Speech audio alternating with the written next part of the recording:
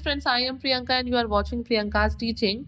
Today I am going to explain you the poem Outside My Window by Claire Horsburgh. Friends, this poem is given in the book of class 3 New Oxford Modern English. First of all I want to tell you that in this poem poetess is talking about two creatures. One is a squirrel and the another one is magpie. Friends, magpie is a European bird. Europe में पाई जाने वाली एक चिड़िया है and almost their nature means whose nature squirrel and magpie are same. Friends, this poem contains 4 stanza and each stanza contains 8 lines means total 32 lines are there. Now I am going to explain you the poem line by line, so please be with me and let's start. Magpie and squirrel are two of a kind. Both go frogging to seek and to find. Magpie loves berries, squirrel favors nuts, both like little bugs plucked wriggling from ruts. Poetess is saying that magpie and squirrel are of same kind. ठीक है, ये दोनों एक ही थाली के चट्टे बट्टे हैं, बिल्कुल एक ही जैसे क्रिएचर्स हैं. ठीक है, इनकी आदतें जो है वो एक जैसी हैं.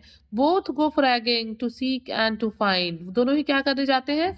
दोनों ही खाने की तलाश में घूमते हैं, खोजते हैं और उसे पाते हैं. Magpie loves berries, squirrel favours nuts, both like little bugs plugged wriggling from ruts. और यहाँ पे पोइटेस कहती हैं कि जो मैगपाई है उसे बेरीज खाना पसंद है, जबकि स्क्विरल के जो फेवरेट हैं वो नट्स हैं. ओके, स्क्विरल को नट्स पसंद है और मैगपाई को berries. Both like little bugs plugged wriggling from ruts. और दोनों ही क्या करते हैं?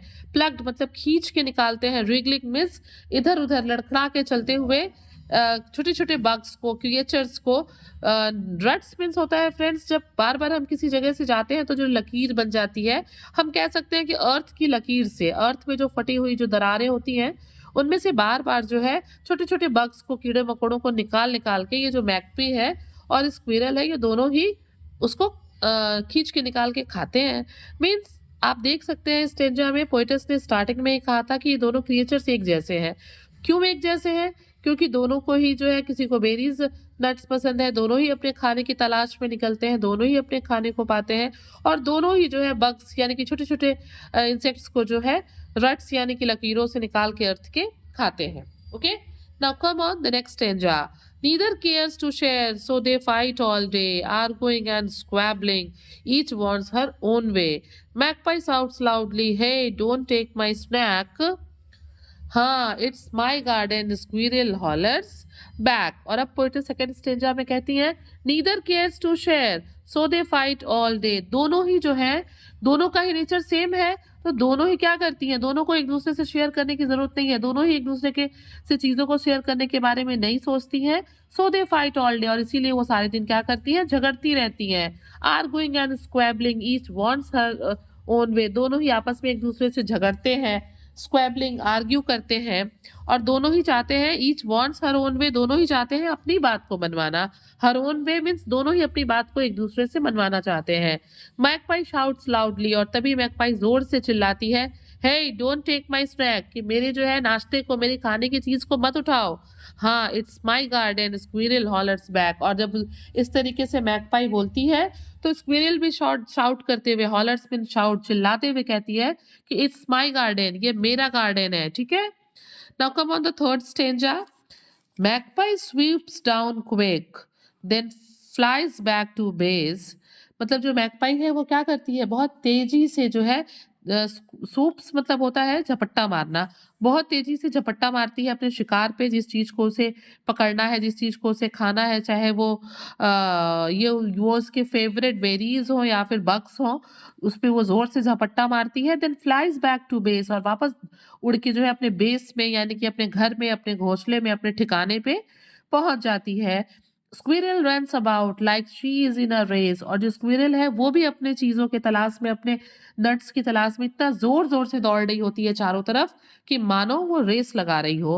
Both collecting food and making a dine, दोनों ही अपने खाने की चीजें इकट्ठा कर रही हैं और क्या कर रही हैं? शोर. डाइन मीन शोर मचा रही हैं. Oh neither gives up nor do they give in, ना ही वो हार मान रही है, ना ही एक दूसरे की बातों को मान रही हैं. Okay, I watch and wonder why must they bicker. This is the fourth and the last stanza. Working together would be much quicker. If all words were kind and we did not yell, life would be easy and all would be well.